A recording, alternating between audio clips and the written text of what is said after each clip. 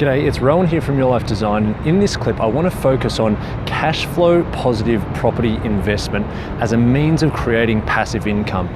Here at Your Life Design, I'm all about sharing information on creating passive income streams, and cash flow positive property investment can be a great way to do it.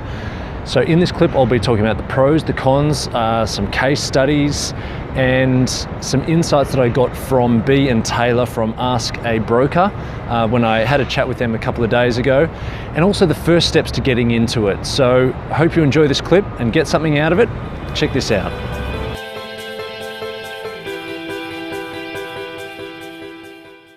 Last year I was fortunate enough to meet this lady on the right hand side of the picture. Her name is B, and just the other day I caught up with her and her colleague Taylor from Ask a Broker because we wanted to chat about passive income and creating passive income streams through positive cash flow properties. The reason I caught up with B is because she's a property investor. She has two investment properties under her belt, and she is looking for her third this year. Some stats for B before I start getting into the pros and cons. B bought her first property back in 2009 down in Melbourne for about $370,000.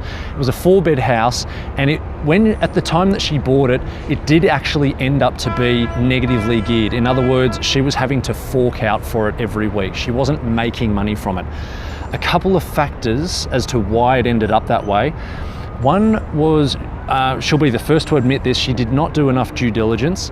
She bought a house and land package in an area that still had a lot of vacant plots. So instead of being in a known area and a sought after area where people were looking for houses in that area, people had the option to just build their own house quite cheaply in that space. That meant that there was very little capital growth, and there has been very little capital growth on her property in the last 9 years. Another factor was there was a university close by which actually ended up shutting down. Because it shut down, the rental incomes in the area were decreased, and it made her investment less viable. 9 years later, it is starting to come into the positive cash flow realm for her. Her second property she bought in 2012 in Western Sydney for $350,000. What made this property positive cash flow was it was quite a big block, so she actually forked out extra to put on a granny flat. For an extra $80,000, $90,000, she put on a granny flat and had 2 separate tenants on this block. Nowadays, she makes around $200 per week from it. So that's pretty good coin from one property. She is now looking for her third property this year. Some other words of advice that she had, particularly in terms of her first property: do your due diligence, look at the area, what's going on in the area.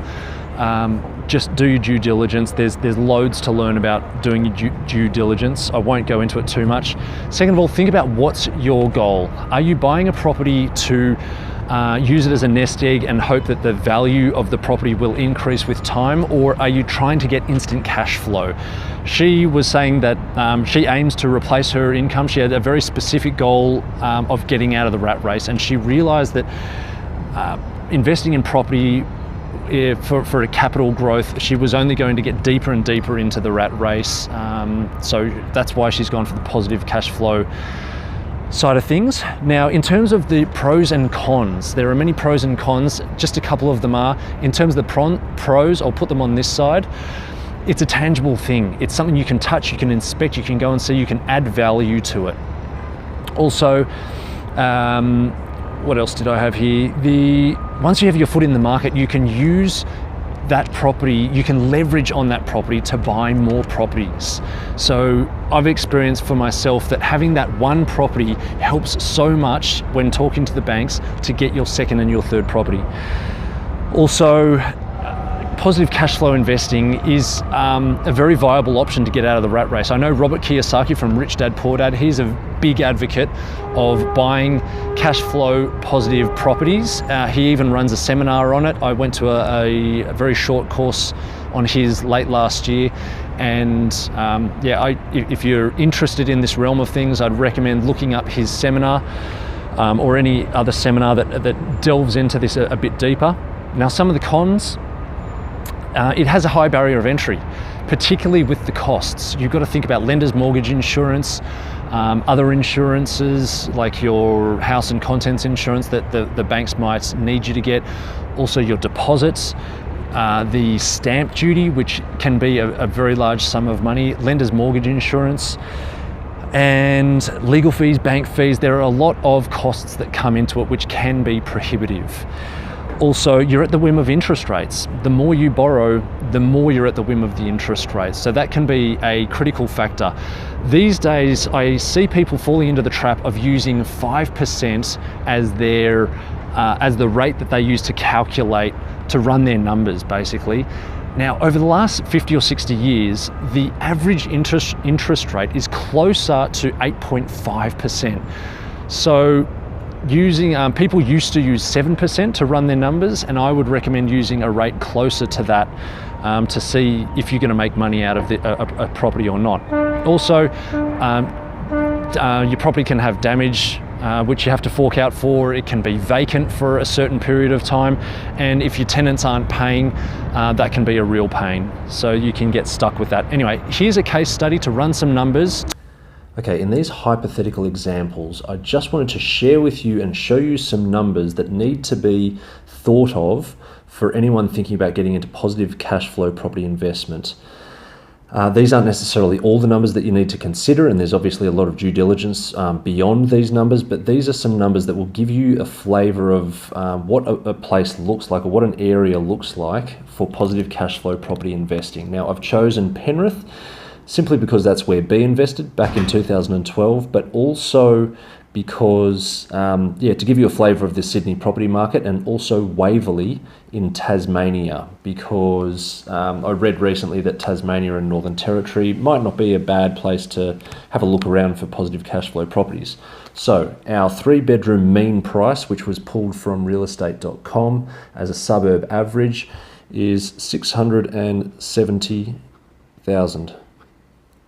In Waverley, it was closer to $158,000 for a 3-bedroom house. For the rent for a 3-bedroom house, which is the mean rent, was $415 per week, and for Waverley, it was $245 per week.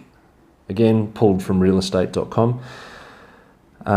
Income, so per annum, so that's really just going back to the rent multiplied by 52, and that comes out as $21,600, and over here it comes out as $12,740. Now, costs beyond the house price. So stamp duty. Stamp duty was $26,000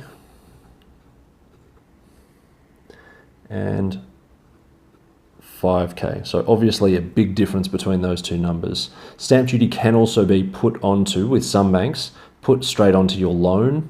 So you don't necessarily have to save up for that, but speak to your bank, obviously. Bank fees, I said for both of them, were about $1,000. Legal fees for both of them, I said about $2,000, having been through the process not so long ago. Lender's mortgage insurance. So this is if you are borrowing more than 80%. You have a loan to value ratio of more than 80%. Now for Penrith with a 90% LVR, what did I have there? It was $13,500, and for a 95% LVR, it was $28,000. Huge difference there. So, if you can save up that extra 5%, it's really going to save you some bucks. Again, lender's mortgage insurance, you can often tack on to your home loan.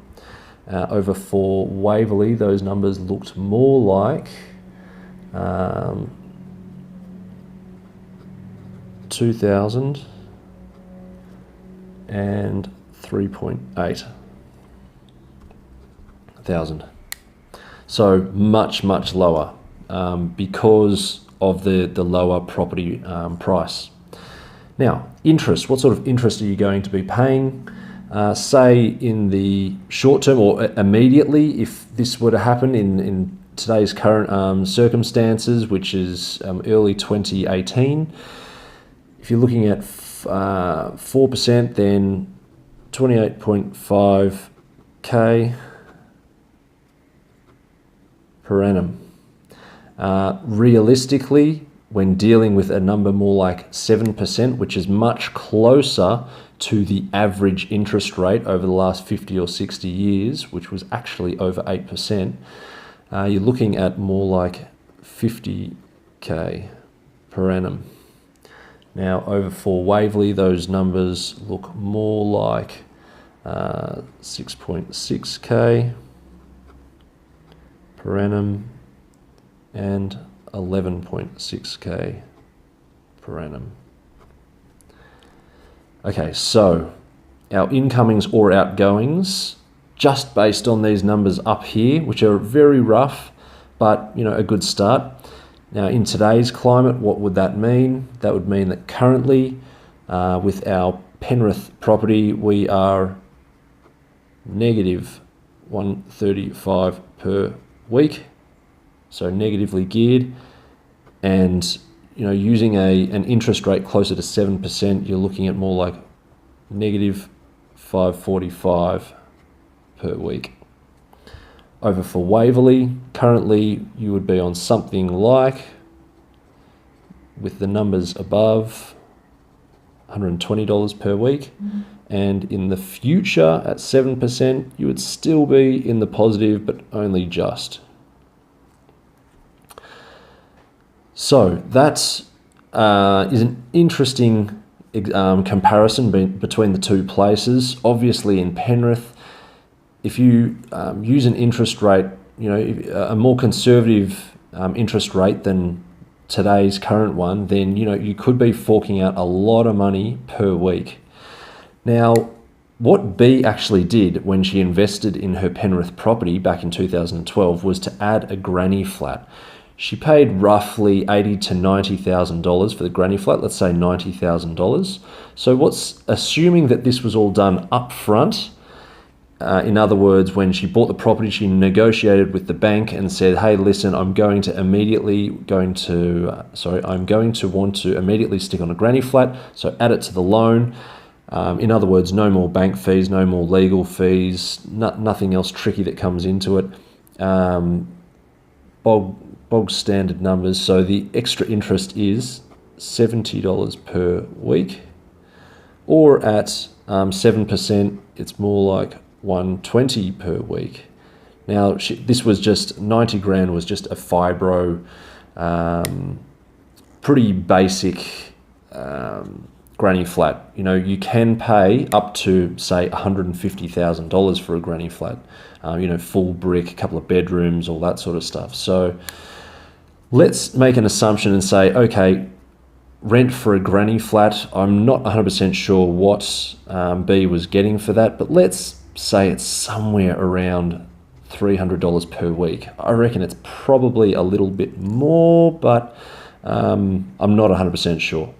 So what does that mean for these numbers up here if we've now stuck on a granny flat from day one and we're getting that extra income? So she's got two streams of income on this one property. That means that currently she would be negative 135 plus 300 for the granny flat rent minus 70 equals 95. So all of a sudden, she's gone from in the red to in the black. In terms of the future, or using a more conservative interest rate, we have negative 545 plus 300 minus 120, which is this one here, equals negative 365 per week. Sorry, these numbers might be off the page. Apologise for that. So yeah, that's goes to show that if you can find a property that has a nice bit of land out the back, you think you've done your research and you know you can get a granny flat out there immediately, and you think you can get it tenanted, then it could be very good. Also, keep in mind that what I've done here with my numbers is I've made some big assumptions that it's going to be tenanted the whole time. No gaps in tenancy and the tenant's paying the whole time.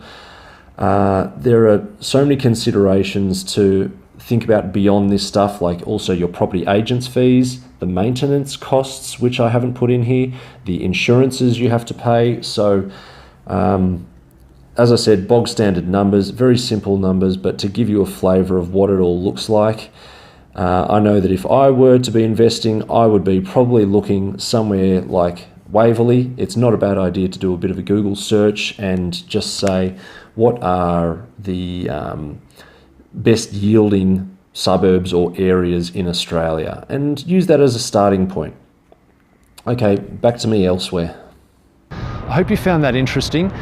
What that spells out to me, and what I have heard in the past, is that you do need a lot of properties to make it a viable option. I remember reading a magazine a couple of years ago, Property Investor magazine, and there was a guy in there who had around 20 properties.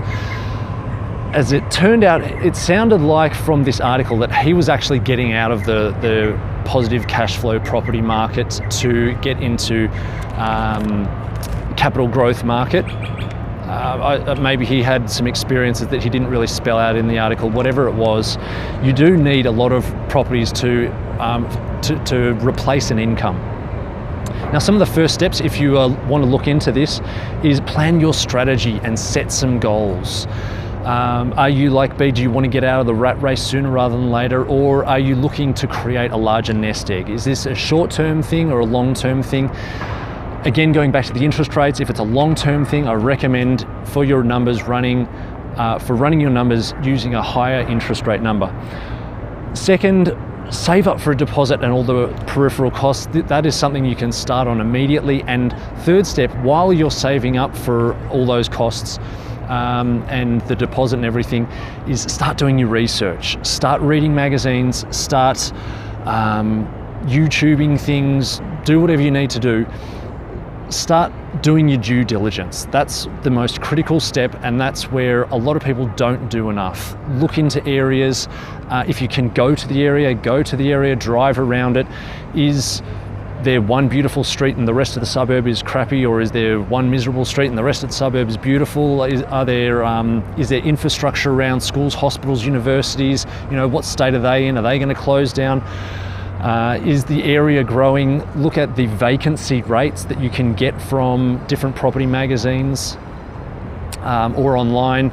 Look at the yields. Now, be careful with yields, because there's gross yield and there's net yields. Do a bit of Googling on that, because they are very different and they can really dictate whether you make some money or not. Anyway, I hope you got something out of that clip. There was a lot of information there. Get amongst it. It can be a very, very viable option to make some money. Personally, I have an investment property, and it is a great way. It puts money into your pocket straight away. Now, I am also at the whim of interest rates. Once the interest rate goes above 4.6%, my property will go from positively geared to negatively geared, and that's just something I'm aware of. Anyway, take care. Have an awesome day. Bye.